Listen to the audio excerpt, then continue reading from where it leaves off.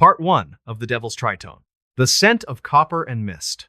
If you ask any drunk tourist stumbling out of a bar on River Street what the Savannah River smells like, they will tell you it smells like salt, mud, and diesel fuel. They are wrong. If you stand on the cobblestones at 3 in the morning, when the fog is so thick you can taste it, the river does not smell like mud. It smells like old copper. It smells like wet wool. It smells like 1,000 breaths held underwater for eternity. My name is Marcus. I play the tenor saxophone. I have played in every dive bar, jazz club, and street corner in this city for 20 years. I know the rhythm of Savannah better than I know the beat of my own heart. It is a slow, heavy rhythm, a swing beat that drags its feet, weighed down by the ghosts of the past. It was a Tuesday night, or rather Wednesday morning.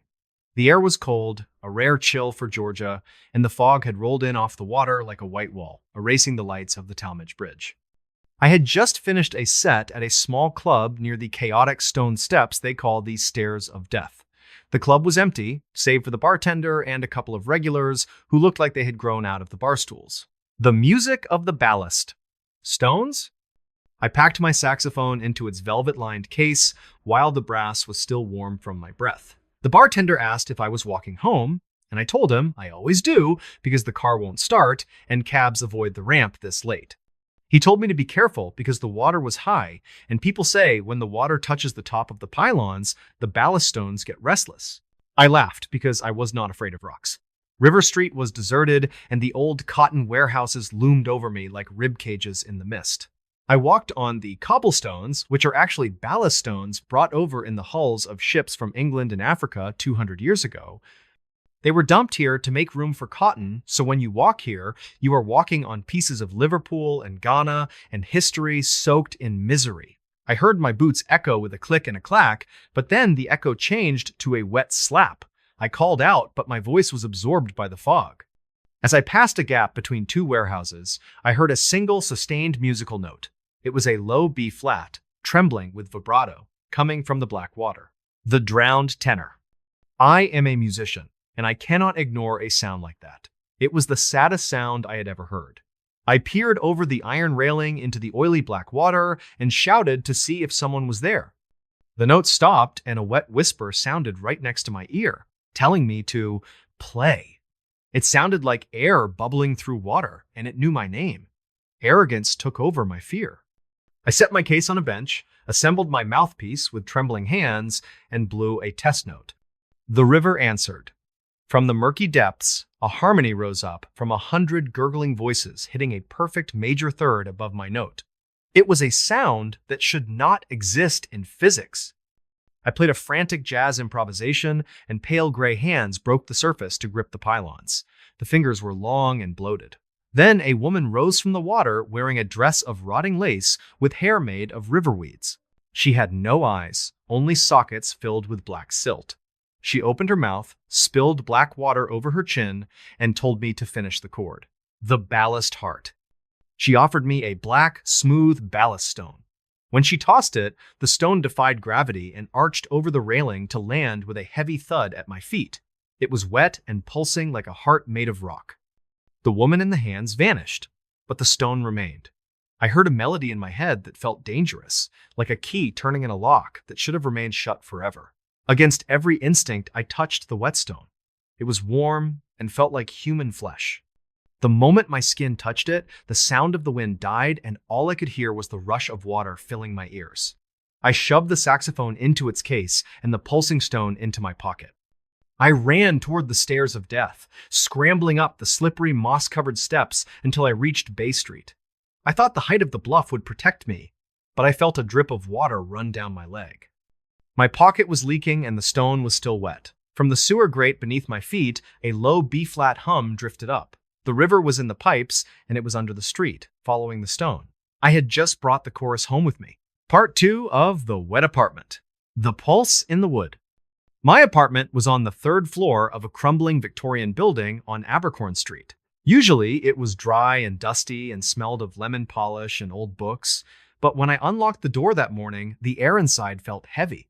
It hung thick and humid and clung to my skin like a damp towel. I tossed my keys on the counter and took the black stone out of my pocket to place it on the coffee table. It left a wet, dark ring on the wood instantly. I stood and stared at it while the stone began pulsating. It was a slow and rhythmic throb, like the heartbeat of a sleeping whale beneath miles of ocean. I wiped my hand on my pants, but the sensation of cold moisture would not leave my palm because it felt as if the river water had seeped into my pores and entered my bloodstream. I needed a drink that was not water, so I poured a glass of cheap bourbon and downed it in one swallow. It burned, but the burn was good and felt real in a room that was becoming increasingly surreal. I told the empty room that it was just a rock and just a souvenir, the harmonic drain. I went to the bathroom to wash my face and turned the handle of the faucet. The pipes groaned with a deep and metallic shudder that shook the mirror on the wall. Brown and silty water sputtered out of the tap while smelling of rotten eggs and brine. I turned it off quickly and muttered about old plumbing and the city working on the lines, but then I heard it. From the drain of the sink, a sound drifted up that was not the gurgle of water, but a hum. It was a low and harmonic hum, which was the same note I had heard on the Riverwalk.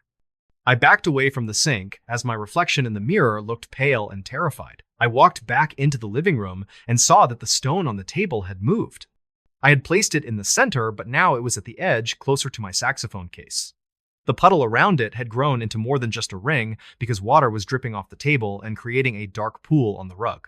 I sat down on my sofa and stared at the instrument case as the melody I had heard by the river began scratching at the inside of my skull. It was an itch I could not scratch and a hunger I could not feed. A voice whispered in my mind to play it and complete the harmony. The Devil's Interval.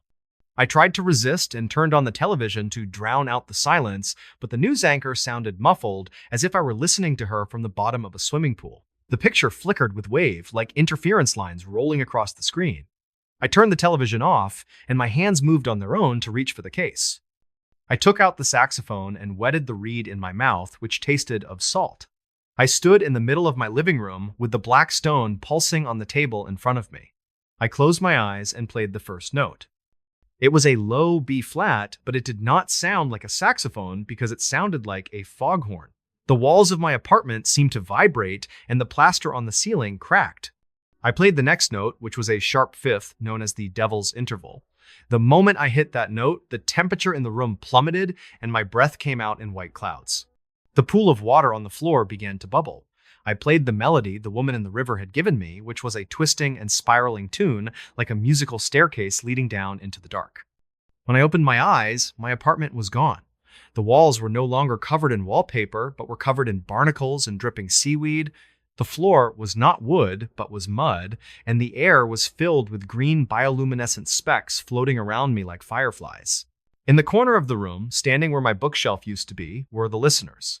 There were 3 of them, who were tall and pale figures dripping wet in the tattered remains of 19th century sailors' uniforms. Their skin was gray and bloated, and their eyes were missing. They were swaying to the music. The Bottom of the River. I wanted to stop playing because my lungs were burning and my fingers were cramping, but I could not stop. The saxophone was fused to my hands, and the music was controlling me. One of the sailors stepped forward and opened his mouth, which was full of black water, to begin singing along with my playing. He produced a deep and guttural moan that harmonized perfectly with the saxophone. Then the second sailor joined in, and then the third. The sound was a wall of pressure that shattered my windows inward to spray glass across the room. Outside the windows, there was no street and no savannah, but only dark and crushing water. I was playing a concert at the bottom of the river. I screamed and tore the mouthpiece from my lips, which caused the music to stop and the illusion to shatter. I was back in my apartment where the walls were dry and the bookshelf was back, but the windows were broken and glass littered the floor. The puddle of water from the stone had spread across the entire room. I looked at the table and saw the stone was glowing with a faint and sickly green light pulsing from its core. I could not keep this thing because it was a beacon. I grabbed the stone even though it was freezing cold and burning my skin like dry ice, and I ran to the broken window. I lived 3 stories up, so I hurled the stone into the alleyway with all my strength. I heard it hit a metal dumpster with a loud clang and clatter onto the pavement. The encore. I collapsed onto the floor and gasped for air while my chest felt heavy and my throat felt raw. I coughed and expected phlegm, but instead I coughed up a mouthful of salt water. I gagged and spat it onto the rug, but then I coughed again and more water followed. Gallons of it seemed to be rising in my stomach as I crawled toward the bathroom for a towel. I froze when I passed the coffee table because there was a wet spot on the wood. Sitting in the center of the wet spot and pulsing with that same green light was the black stone. It had returned, and next to the stone was a single word carved into the wood as if by a jagged fingernail. The word was encore. I backed away, trembling, as the plumbing in the walls began to rattle violently. The pipes were shaking, and the toilet began to overflow, while the kitchen sink erupted like a geyser. Black and stinking river water flooded the apartment and rose around my ankles in seconds. It was the river itself coming to collect its new tenor. I scrambled toward the door and splashed through the rising tide, but the deadbolt was rusted shut and covered in fresh barnacles. The water rose to my knees, and the 3 sailors I had seen in the hallucination began to rise up out of the black water in my living room. They were no longer hallucinations, but were here in the flesh. They formed a semicircle around me and blocked the exit while waiting. One of them pointed a gray and soggy finger at my saxophone case, which was floating on the water. He gurgled that the song was not finished. I looked at the water rising toward my waist and saw the broken window was now blocked by a curtain of thick green seaweed. I had no choice but to grab the floating case and take out the horn. If I did not play, they would drown me, and if I did play, I was only buying time. I put the instrument to my lips as the water grew cold against my legs, and I started to play. Part 3 of the Eternal Encore, The Submerged Nightmare. The water was no longer rising because it was consuming. It swirled around my chest, cold and heavy, while smelling of brine and ancient decay. My apartment had ceased to be a room on the 3rd floor. The ceiling had vanished and was replaced by a crushing, infinite darkness that rippled with the faint green bioluminescence of the deep river. I stood in the center of this submerged nightmare with my saxophone raised high and my lips clamped around the mouthpiece as I was playing for my life. The 3 sailors were no longer alone. As the melody of the devils, Tritone spiraled out of my horn, the shadows in the corners of the room began to detach themselves. More figures emerged from the murky water, including soldiers in tattered gray uniforms and dock workers with chains wrapped around their ankles and women in Victorian dresses that floated like jellyfish. They were the drowned who were the lost souls of the Savannah River. They were a silent audience of hundreds, filling my small living room and pressing in closer and closer. They did not speak, but only watched with empty silt-filled sockets while swaying to the rhythm of my panic. The biological adaptation. My lungs were burning because I had been holding my breath for what felt like minutes while playing in short and desperate bursts. I needed air, and my vision began to spot with black dots. The instinct to inhale was screaming at me and overriding every other thought. I told myself not to breathe because if I breathed, I would die. But the music demanded more air than I had left. I hit a low note, which was a deep and resonant honk that vibrated through the water, and my lungs collapsed. I gasped. I did not inhale oxygen, but I inhaled the river. The black and oily water rushed into my nose and mouth. I dropped the saxophone and clutched my throat while waiting for the agony of drowning or the convulsions or the darkness, but the pain never came. The water filled my lungs heavy and cold, but instead of choking me, it settled like a thick cooling gel. My chest expanded, and I blinked until my vision cleared. The murkiness vanished, and I could see everything with terrifying clarity. I looked at my hands and saw they were pale with the skin rippling and turning gray. Between my fingers, thin webs of translucent skin were forming. I touched my neck and found 3 slits had opened up behind my ears to filter the oxygen from the water. I was not dying, but was adapting because the stone had done its work. The choice of the deep. The woman I had met at the Riverwalk floated forward through the crowd of ghosts. She hovered inches above the floor with her tattered lace dress swirling around her. She picked up my saxophone from where it had fallen.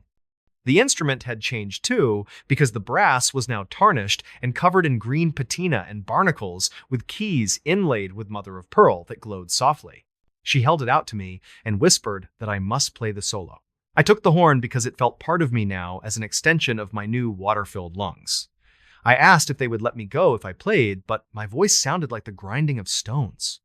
The woman smiled to reveal rows of needle-like teeth and said if I play, I will belong and never be alone again as part of the river and the history. I looked up through fathoms of dark water and could see a faint, wavering light which was the surface. It was the real world of taxes and broken cars and empty whiskey bottles, where I was just a tired musician playing for tourists who did not listen. Then, I looked at the audience of hundreds waiting and listening because they wanted my music. A strange, euphoric calm washed over me, and I realized I did not want to go back to the surface because the air was too thin and the silence was too loud. I put the mouthpiece to my lips and breathed the water in to blow it out through the horn. The eternal solo. The sound that emerged was not of this earth, and it was a sound that could crack the hull of a ship. It was deep and mournful and powerful. It was the sound of grief that had accumulated for 3 centuries. I played the solo and improvised a melody of sorrow and rage while the ghosts began to hum. The sound vibrated through the floorboards and through the walls and down into the bedrock of the city. We were a choir, and I was the lead voice. As I reached the crescendo and the final impossible high note, the walls of my apartment finally gave way. They did not break, but they dissolved into mist. The currents of the Savannah River rushed in and swept us all away. I was not afraid as I closed my eyes and let the current take me while my fingers continued dancing on the keys to play the eternal encore for the dead. Epilogue of The Sound in the Pipes. The police report stated that Marcus Vance had vanished from his apartment on Abercorn Street. The landlord found the unit empty with no sign of a struggle and no furniture or clothes or saxophone. The only thing they found was water. The apartment was soaked and the floorboards were warped and rotting as if they had been submerged for years. The walls were covered in a thick layer of green river algae. In the center of the living room floor, sitting in a small puddle of seawater, was a single smooth black ballast stone. The case was closed after 6 months as another disappearance in a city known for its ghosts. But the locals on River Street know better. They say that on nights when the fog is thick and the tide is high, you should not walk near the drain pipes. They say that if you press your ear against the iron grates of the storm drains, you can hear something echoing from deep underground. It is not the wind, and it is not the rushing water. It is a saxophone.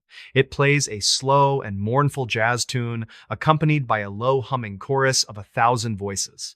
It is a beautiful and terrible sound that makes you want to stop and lean in and listen forever. And they say that if you listen too long, you might see something down in the dark water of the drain, which is a hand that is pale and webbed, reaching up and holding a smooth black stone while waiting for the next member of the band. Behind the Red Door. Part 1. The Seal of Crimson Iron. The air inside the subterranean corridor of the colonial estate felt like a physical weight pressing against the lungs with the force of 1,000 years of rotting history. Thomas Miller moved with a calculated caution as dust motes danced in the flickering beam of his flashlight, which was already beginning to struggle against the oppressive gloom. As a restoration architect, he had walked through hundreds of ancient structures, but there was something fundamentally wrong with the blueprint of this particular manor. On paper, the building was supposed to terminate at the boiler room, but the reality was a hidden hallway that did not appear in any municipal record or historical archive. The corridor was narrow, and the walls were lined with white tiles that had cracked and yellowed like the teeth of an old man. At the very end of this passage stood a door that looked like a jagged wound against the gray stone. It was made of heavy iron and painted a shade of red so deep and vibrant that it looked fresh, as if the pigment was still wet after a century of isolation. Thomas approached the threshold and felt a wave of absolute zero radiation emanating from the other side of the crimson barrier. There was no visible handle or keyhole on the exterior of the door. Instead, it was wrapped in heavy iron chains that had rusted into a single solid mass, yet they were arranged in a specific geometric pattern that suggested a ritual seal rather than a simple lock. Across the surface of the red paint were deep gouges that bit into the underlying metal, as if someone or something had spent decades trying to claw its way out with fingers made of steel. Thomas placed his hand against the cold surface and felt a rhythmic thudding. It was a heartbeat, slow and heavy, vibrating through the iron and into the marrow of his bones. This was not the mechanical pulse of a machine, but the biological signature of something ancient and patient that was waiting for the seal to break. Terror began to coil around his spine, but the professional curiosity that had defined his career was a stronger force than his survival instinct. He needed to know what lay behind this anomaly before the grand renovation could proceed. He reached into his tool bag and retrieved a heavy sledgehammer and a chisel. The first blow against the rusted chains sent a shower of orange sparks into the dark, and the sound of metal striking metal echoed down the narrow hallway like a scream. Each strike felt like an assault on the building itself, as if the manor was moaning in protest of its secrets being unearthed. After a dozen frantic blows, the main link snapped with a sound like a gunshot, and the chains fell to the concrete floor in a heap of dead weight. Thomas set his shoulder against the iron and pushed with everything he had. The door did not creak, but slid open with a sound of grinding stone that felt like teeth gnashing together. The scent that billowed out from the darkness was not the expected stench of a tomb, but a sharp odor of ozone and wet earth mixed with the cloying sweetness of jasmine. The space behind the door was an architectural impossibility. It was a circular chamber where the walls were not made of brick or timber, but of thousands of human bones stacked with a terrifying and mathematical precision. In the center of the room sat a single wooden chair facing the far corner, and upon that chair sat a figure draped in a heavy shroud of black velvet. Thomas froze as his flashlight beam hit the figure, and he realized that the black fabric was not dusty but pristine, as if it had been ironed that very morning. The silence in the room was so absolute that he could hear the sound of his own blood rushing through his ears, and then he heard a second sound. It was the sound of the black velvet rustling as the figure began to slowly rotate its head toward him. His flashlight began to flicker and die, as if the entity in the room was feeding on the electrical current. In the dying amber light, Thomas saw the red door behind him begin to swing shut on its own power without a draft of air to guide it. He lunged for the narrowing gap, but the floor beneath his feet transformed into a thick and viscous black fluid that clung to his boots like tar. A chorus of whispers erupted in the air, not in any language he recognized, but in a series of guttural clicks and hisses that felt like needles piercing his brain. The red door slammed shut, with a finality that shook the foundations of the estate, and the darkness became total. Thomas Miller was no longer an architect or an observer, but a guest in a room that did not exist on any map. He realized in that final moment of light that the door had not been painted red for beauty, but to mask the blood that had been seeping through the iron for generations. Part 2. The Weaver of the Marrow. The darkness in the room was not merely the absence of light, but a living, suffocating presence that felt like cold oil sliding over Thomas's skin. He fumbled for his backup light, his fingers slick with a cold sweat that smelled of copper. When the secondary beam finally flickered to life, the circular chamber had shifted. The walls of bone seemed to have tightened their circumference, the thousands of hollow eye sockets in the skulls now appearing to focus directly on him. The figure in the black velvet shroud was no longer sitting in the chair. The chair was empty, but the velvet cloth remained, standing upright as if supported by an invisible frame of wire and spite.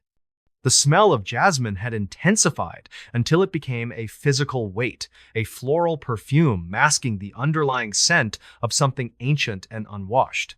Thomas tried to move, but the black fluid on the floor had risen to his knees, pinning him to the center of the room. He realized with a jolt of horror that the fluid was not tar or oil, but liquefied shadow, a manifestation of the house's long-buried grief.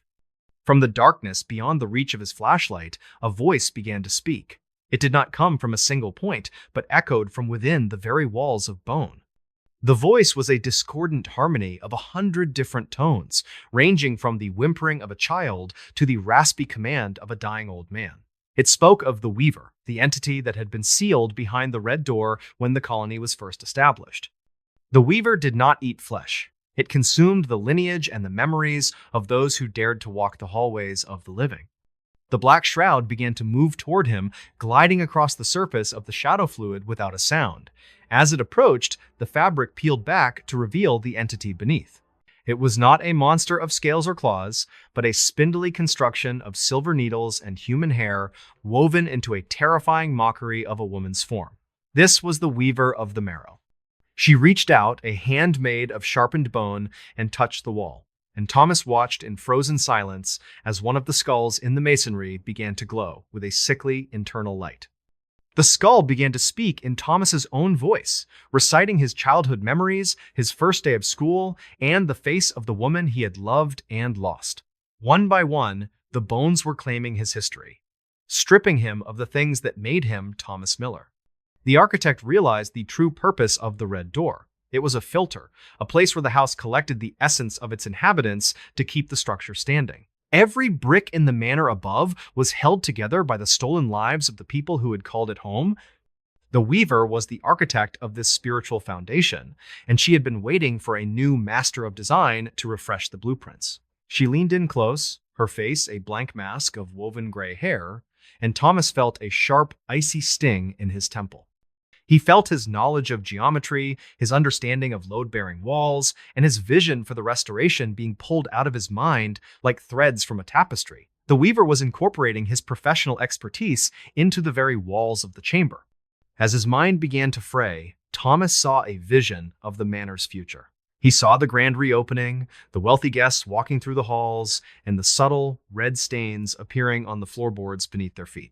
He realized that the renovation he had planned was not a restoration of the past, but a trap for the future. He tried to scream, to warn the world outside the iron door, but his voice was already gone, captured by a jawbone at the base of the wall. The weaver began to wrap the black velvet around Thomas's shoulders, her needle-like fingers stitching the fabric directly into his skin. He was no longer a man standing in a basement. He was becoming a part of the upholstery of the damned. The heartbeat he had felt through the door was now beating inside his own chest, but it was out of sync with his life, pulsing with the slow, eternal rhythm of the house. Part 3. The Living Blueprint. The transformation was not an ending, but a horrifying expansion of consciousness. Thomas Miller felt his physical body dissolve into the structural integrity of the manor, as if his nerves were being rewired into the electrical copper, and his veins were being replaced by the lead piping within the walls.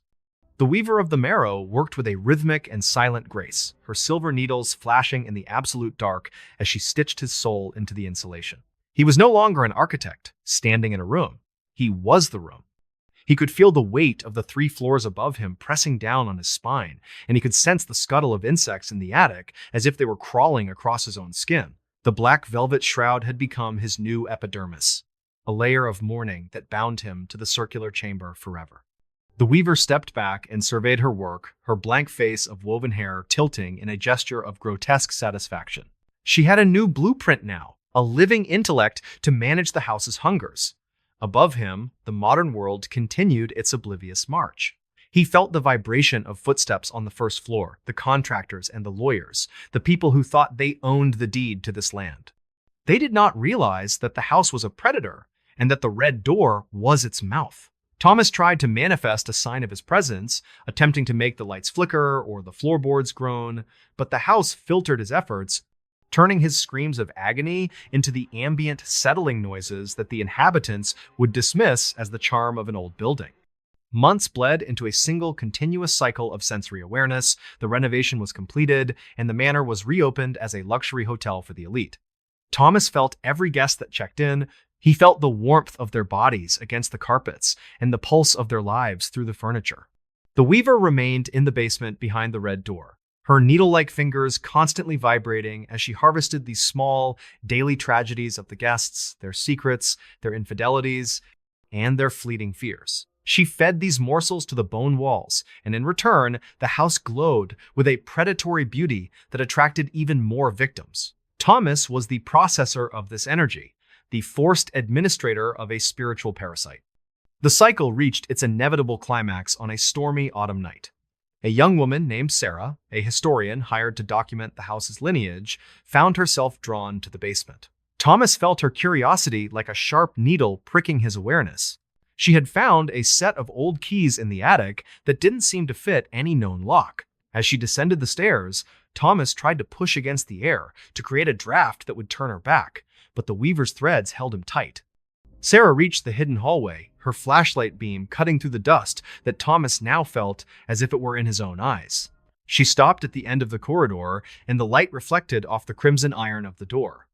To Sarah, the door looked like a masterpiece of antique mystery, but Thomas saw it for what it truly was, a scab over an unhealing wound.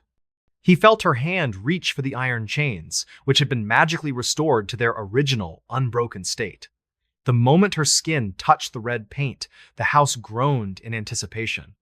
The weaver stood up from her chair in the center of the bone room, her needle fingers twitching in a frantic dance. Thomas realized that he was being moved. The house was using his architectural knowledge to shift the hallway, luring Sarah closer, making the door seem easier to open than it should be. He was the bait, and he was the trap. The chains fell with that familiar gunshot sound echoing through Thomas's very soul. The red door slid open, and the scent of jasmine and ozone flooded the hallway, a siren song for the inquisitive. Sarah stepped inside, and the black fluid on the floor rose up to greet her like an old friend. Thomas watched through the thousands of eyes in the bone walls as the weaver approached the girl, the black velvet shroud already beginning to unfurl. He wanted to tell her that the red door was not an entrance, but a transformation. He wanted to tell her that once you go behind the red door, you never truly leave. You just become the reason the next person comes looking. But his jawbone was silent, and the door slammed shut, painting the world in a final bloody shade of crimson. 7 minutes in Cell Block 4. Part 1. The Echo of the Iron Key. The Eastern State Penitentiary stood like a crumbling stone fortress in the heart of Philadelphia, a monument to a failed experiment in human isolation and spiritual breakage.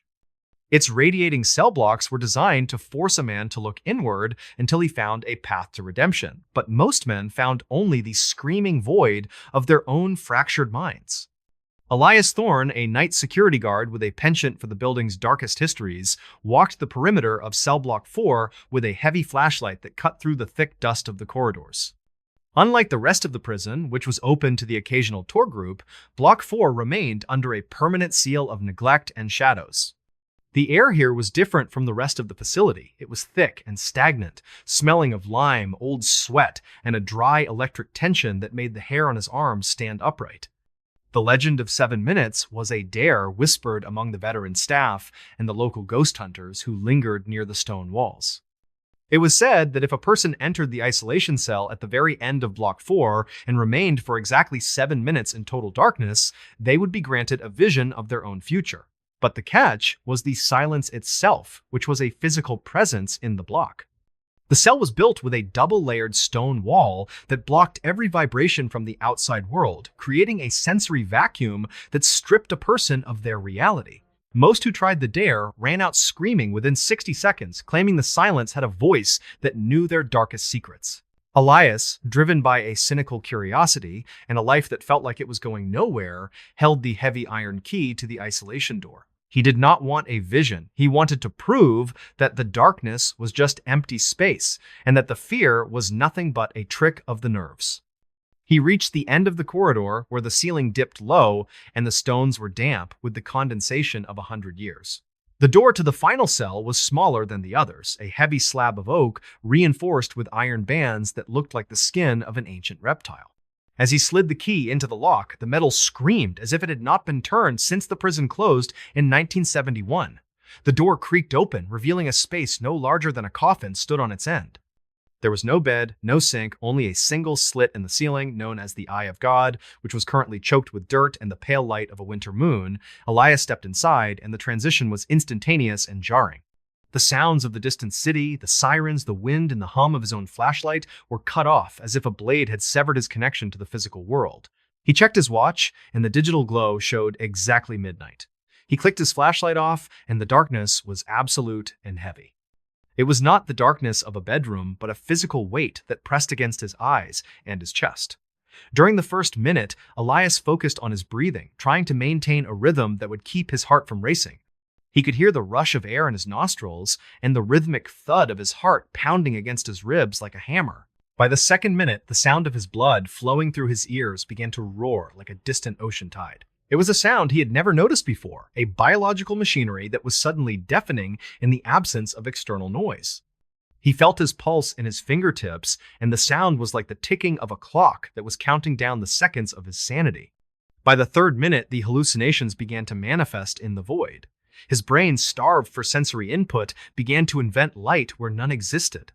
Tiny, jagged sparks of blue and red danced in the darkness like dying stars.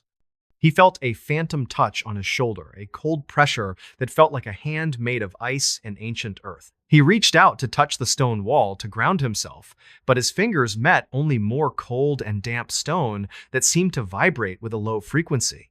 He felt a sudden and irrational panic that the door had vanished and that the room had expanded into an infinite black plane where time had no meaning. He checked his watch again, but the glow was gone, and the battery, which had been full moments ago, was dead. He was now truly alone with the silence of cell block 4, and the silence was starting to whisper his name in a voice that sounded exactly like his own voice from a dream he had long forgotten. Part 2. The Weight of the Unspoken. The fourth minute was when the walls of the cell began to breathe in a slow and agonizing rhythm. Elias could feel the stone expanding and contracting against his back, a rhythmic pulse that matched the beating of his own heart, as if he and the building were becoming a single organism. The silence was no longer empty. It was filled with the collective psychic residue of the thousands of men who had withered away in this block over a century of sorrow. He began to hear their thoughts, a chaotic and overlapping static of regrets, prayers, and curses that echoed through the marrow of his bones.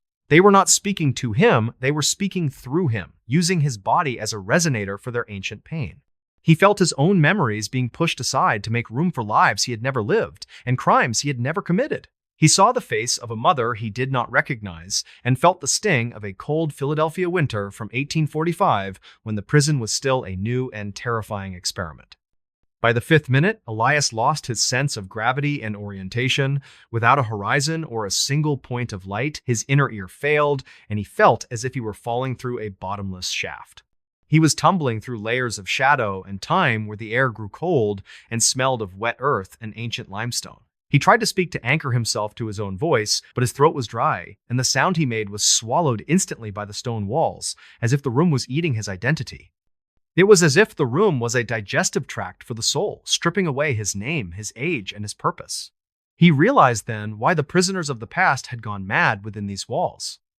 It was not the isolation from others that broke them, but the fact that in total silence, you are forced to hear the parts of yourself you have spent a lifetime trying to hide or ignore. The silence was a mirror, and the reflection was a monster of his own making. The sixth minute brought the vision that the legends had promised. The darkness in front of him tore open like a piece of black silk, revealing a scene from a time yet to come in his own timeline. He saw himself, but he was older and gaunt, sitting in a room that looked remarkably like the isolation cell he was currently inhabiting. He saw his own hands shaking as he held an iron key, and he saw a figure standing in the corner, a shadow with a face made of gray mist and shifting smoke. The shadow leaned forward and whispered the exact date and hour of his death into his ear. The information hit Elias with the force of a physical blow to the stomach. It was not a warning or a possibility, but a mathematical certainty.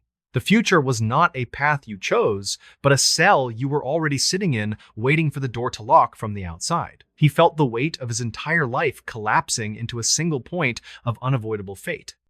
As the sixth minute bled into the seventh, the atmospheric pressure in the cell spiked until he felt as if his eardrums were about to burst from the internal force. The whispers grew into a deafening roar, a cacophony of every scream ever uttered within the walls of Eastern State since the first stone was laid. The floor beneath him tilted at an impossible angle, and he felt hands, hundreds of small and cold hands, pulling at his uniform and scratching at his skin. They were trying to drag him down into the foundation of the prison, into the very dirt beneath the stone.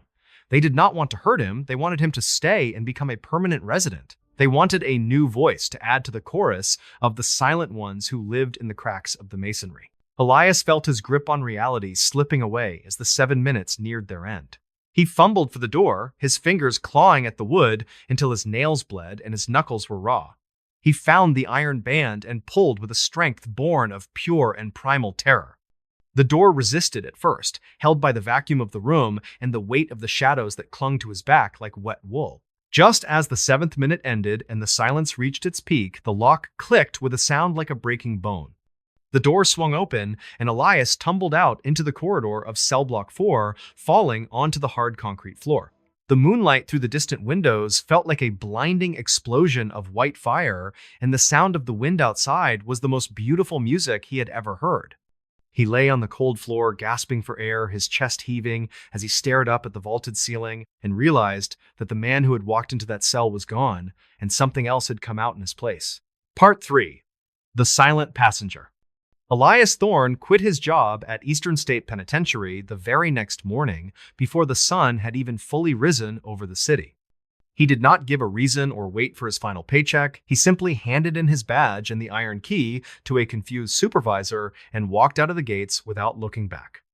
He tried to return to the rhythms of his normal life in his small apartment, but the silence of cell block 4 had followed him home like a loyal and invisible dog. In the quiet of his bedroom, he could still hear the rhythmic pulse of the stone walls expanding and contracting. When he closed his eyes to sleep, he saw the gray misted face of the shadow from his vision staring at him from the corners of his mind. The city of Philadelphia, once a place of vibrant noise and life, now felt like a thin veneer of color over a deeper and much darker reality that only he could perceive. He began to notice small and terrifying changes in his environment that defied logical explanation. His clocks would all stop at exactly midnight, regardless of whether they were digital or mechanical. He would find small piles of limestone dust in the corners of his rooms and on the pillow where he laid his head. Most disturbingly, he found that he could no longer speak above a faint and raspy whisper, as if a part of his vocal cords had been left behind in the isolation cell. It was as if a part of his very soul remained trapped in the masonry of Block 4, and the distance between him and the prison was shortening every day. He became a man of shadows, moving through the streets like a ghost in his own life. He avoided people and public places, fearing that if he got too close to anyone, they would hear the roar of the prison echoes still swirling inside his head. 1 year to the day after his 7 minutes in the cell, Elias found himself back at the towering gates of the penitentiary. He did not want to be there, and he had fought the urge for months, but his feet had carried him across the city while his mind was in a deep and heavy trance. The prison was closed to the public for the winter season, but the side gate was slightly ajar, as if the building itself was exhaling in welcome. He walked through the courtyard, past the crumbling exercise yards, where the spirits of the past still paced in circles. He moved back into the depths of cell block 4, and the air was warmer here, now almost inviting. He reached the isolation cell at the end of the hall and saw that the door was wide open, as if it had never been locked at all. He stepped inside the small, dark space and sat on the floor facing the corner where the shadows were deepest. He did not need a flashlight, and he did not need a watch to tell him that his time was up. He understood now that he had never truly escaped the cell a year ago. He had only been on a long leash like a bird tied to a stone. The vision he had seen of his older self sitting in the dark was not a future possibility. It was his current reality catching up to him in the silence. He reached out and pulled the heavy oak door shut, hearing the iron lock click for the final and permanent time. As the darkness enveloped him for the last time, Elias Thorne finally stopped fighting the weight of the stone. He opened his mouth and let out a long and silent breath that felt like the release of a century of tension. The bone walls of the prison breathed back in a perfect and terrifying harmony. The 7 minutes were over, and the eternity of the silence was just beginning to unfold. Outside, the city of Philadelphia continued its noisy life, unaware that one of its residents had finally found his place in the architecture of the damned. The eye of God in the ceiling was now clear, and the moon looked down on the man who had become a part of the stone. He was the secret of cell block 4, and he would wait there for the next man with a key and a dare to walk down the hallway. The hanging site at Whaley House. Part 1. The architecture of an execution. The air in Old Town San Diego carried the salt of the Pacific, but it failed to cleanse the heavy atmosphere that clung to the brick walls of the Whaley House. Thomas Miller stood in the center of the parlor, where the afternoon sun cast long, jagged shadows that looked like grasping fingers across the polished wood. As a historian specializing in the judicial architecture of the 19th century, Thomas knew that this house was not merely a family home, but a structure built upon a foundation of legalized death. Before the bricks were laid and the windows were set, this specific plot of land had served as the public gallows for the county. The most famous resident of the soil was Yankee Jim Robinson, a man who had been hanged for the crime of grand larceny in 1852. Legend said that Jim had been too tall for the scaffold and that his feet had scraped the ground as he strangled a detail that had etched a permanent stain of agony into the very earth beneath Thomas's boots. Thomas was not here for the ghost tours or the stories of heavy footsteps in the hallway. He was here to conduct a survey of the foundation because the house was shifting in a way that defied geological explanation. He carried a ground-penetrating radar unit and a thermal scanner, expecting to find shifting soil or a leaking pipe. However, as he moved the radar across the floor of the courtroom section of the house, the monitor began to display a pattern that made his blood run cold. Beneath the floorboards, exactly where the primary scaffold had once stood, there was a void in the earth that was shaped like a human figure in the midst of a violent struggle. The soil was not compact, but seemed to be in a constant state of flux, as if it were being churned by an invisible force. The temperature in the room dropped 30 degrees in a single second, and Thomas saw his own breath bloom in the air like a white shroud. He knelt down and pressed his ear to the wood, feeling a vibration that was rhythmic and slow. It was the sound of a heavy rope straining against a wooden beam, a dry and rhythmic creaking that echoed from the depths of the basement. The sound carried a frequency of absolute despair, a vibration that bypassed the ears and spoke directly to the primitive core of his brain. He felt a sudden and sharp constriction around his own throat, as if an invisible cord were tightening with every breath he took. He looked up at the ceiling and saw that the chandelier was swaying in a slow and deliberate circle, despite the fact that every window was closed and the air was still.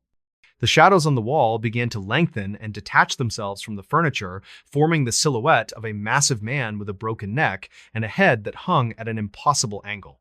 Thomas reached for his camera to document the phenomenon, but his fingers were numb and unresponsive, as if the heat were being drained out of his body by a psychic vacuum.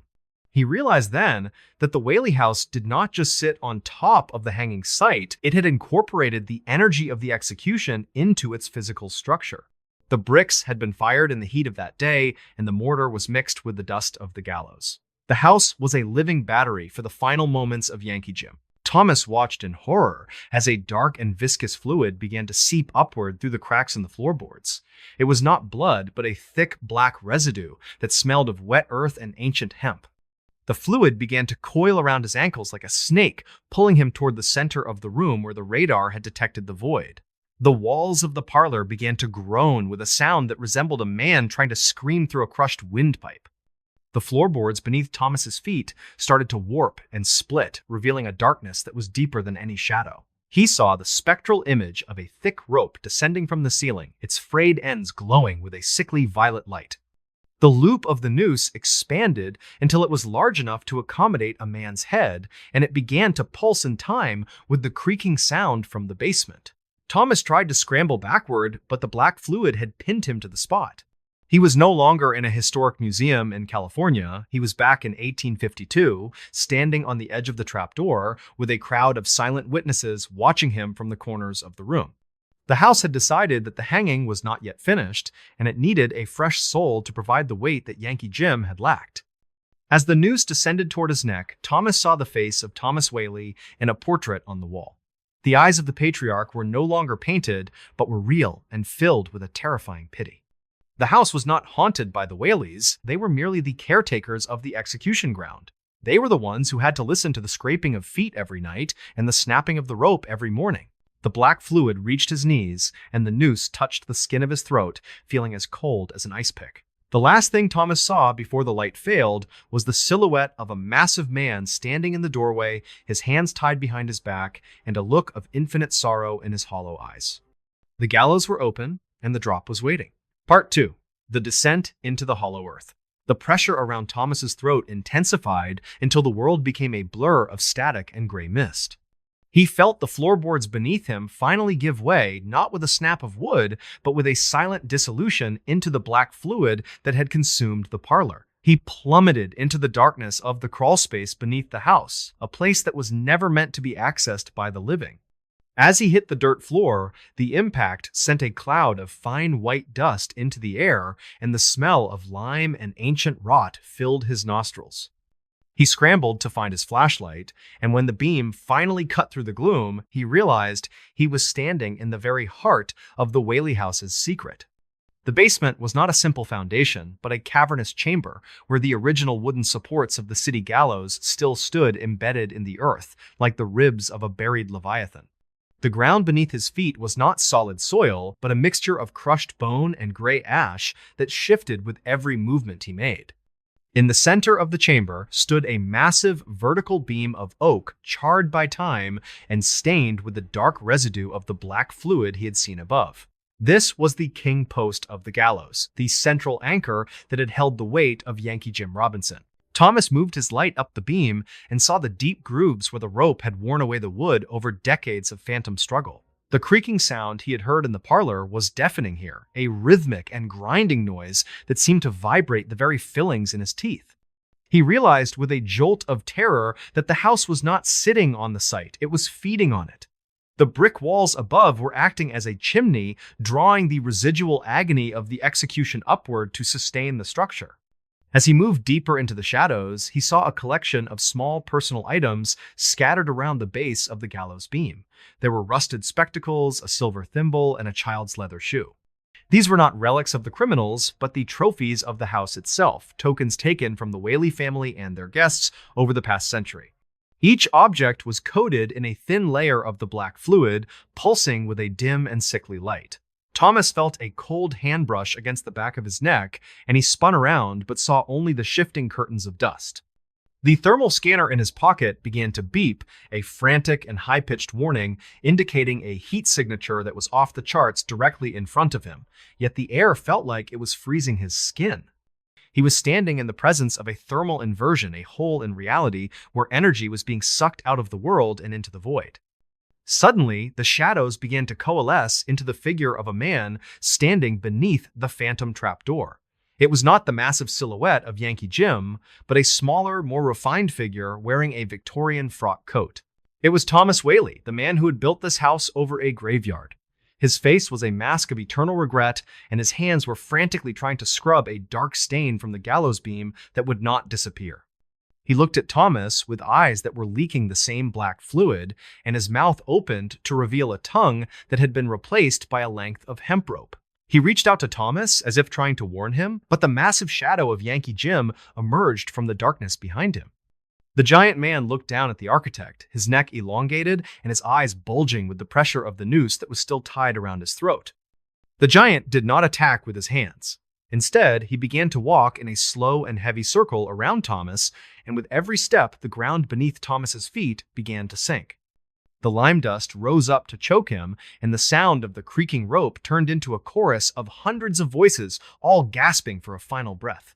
Thomas realized that the void he had seen on the radar was not an empty space, but a portal of condensed suffering. The house was trying to pull him into the foundation to replace the decaying memory of Jim with a fresh and vibrant soul. He saw the spectral rope descend from the darkness above its loop, dancing in front of his face like a living snake. The noose smelled of old sea salt and the sweat of a terrified man. It was seeking a neck to snap, and Thomas knew that if he did not escape this hollow earth, he would become the new anchor for the Whaley house. He lunged for the small access hatch in the corner of the foundation, his fingers clawing at the dirt and the shards of bone that lined the walls. Behind him, he heard the thunderous footsteps of the giant and the frantic weeping of Thomas Whaley. The black fluid rose up like a tide, covering the floor of the basement and threatening to pull him under. He reached the ladder and climbed with a strength fueled by pure primal adrenaline, feeling the cold wind of the gallows at his heels. Just as he breached the floor of the parlor and pulled himself back into the world of the living, he felt a heavy weight drop onto his shoulders. He looked back and saw a piece of frayed hemp rope lying on the floorboards right where he had been standing. It was still warm to the touch, and it carried the distinct scent of a man who had died in the sun. Part 3. The Noose That Never Breaks. Thomas Miller did not stay to pack his equipment. He fled the Whaley house as the sun began to set, leaving behind his radar unit and his professional reputation. He drove through the streets of San Diego with his windows rolled down, desperate for the scent of the living ocean to erase the smell of lime and ancient hemp from his skin. When he reached his small apartment, he locked every bolt and turned on every light, trying to convince himself that the shadows of Old Town could not cross the threshold of a modern high-rise. But as he sat in the silence of his living room, he noticed a faint, rhythmic creaking sound coming from the ceiling. It was the same sound he had heard in the basement, the dry, agonizing strain of a heavy weight pulling against a wooden beam. He went to the bathroom to splash cold water on his face, but when he looked into the mirror, he saw a dark, bruised ring beginning to form around his neck. It wasn't a surface bruise, it was deep within the tissue, a mark of internal strangulation that was manifesting in real time. He touched the skin, and it felt cold and fibrous, like the texture of old rope. The black fluid he had seen in the foundation was now seeping from his own pores, staining his collar with a dark, oily residue. He realized with a jolt of pure horror that the inheritance of the hanging site was not localized to the house. The energy of the execution had latched onto his biological frequency. He had become a portable gallows, carrying the weight of Yankee Jim's final struggle within his own frame. The air in his apartment began to thicken with the scent of jasmine and carbolic acid, the signature aromas of the Whaley parlor. He looked toward the corner of the room and saw a piece of frayed hemp rope lying on his carpet. It hadn't been there a moment ago. He picked it up to throw it away, but the rope moved in his hand like a living muscle, coiling around his wrist with a strength that made his bones groan. The shadows on his wall began to distort, growing into the massive, broken-necked silhouette of the giant from the basement. The giant wasn't in the room, he was in the light itself, a distortion of reality that was slowly erasing Thomas's world. Thomas tried to call for help, but his voice was gone. His vocal cords felt as if they had been replaced by coarse twine. He stumbled into his bedroom, and the ceiling seemed to vanish, replaced by the dark, open sky of 1852. He saw the spectral faces of the crowd looking down at him from the edges of his vision, their eyes filled with the same cold curiosity they had shown at the public execution. The noose he had escaped at the Whaley house was now hanging from his own ceiling fan, glowing with that sickly violet light. It wasn't waiting for him to step into it. It was moving toward him, guided by the unseen hands of the house's memory. The final drop did not happen in a courtroom or on a public square. It happened in the silence of a modern apartment. Thomas felt his feet leave the floor as the invisible rope tightened around his throat. He looked at the wall and saw the portrait of Thomas Whaley once more, the painted man now standing in the center of the room. Whaley wasn't there to save him. He was there to document the new record. He held a spectral ledger and wrote Thomas Miller's name beneath the entry for Yankee Jim. The house required a balance, a weight to counteract the centuries of shifting soil. As Thomas's vision began to fail and the black fluid filled his lungs, he saw the giant smile. The hanging was finally over, but the rope would remain, waiting for the next surveyor to walk across the floorboards. The next morning, the apartment manager found the door locked from the inside. There was no sign of a struggle and no evidence of a crime. Thomas Miller was found lying in the center of the room, his face peaceful, but his neck marked by a deep, permanent indentation of a rope that did not exist. In his hand, he clutched a small, frayed piece of hemp that smelled of sea salt and old wood. Back in Old Town, the floors of the Whaley house stopped shifting. The foundation was finally level, the void was filled, and the rhythmic creaking in the parlor was replaced by a deep, satisfied silence that would last until the next historian arrived to ask about the shadows.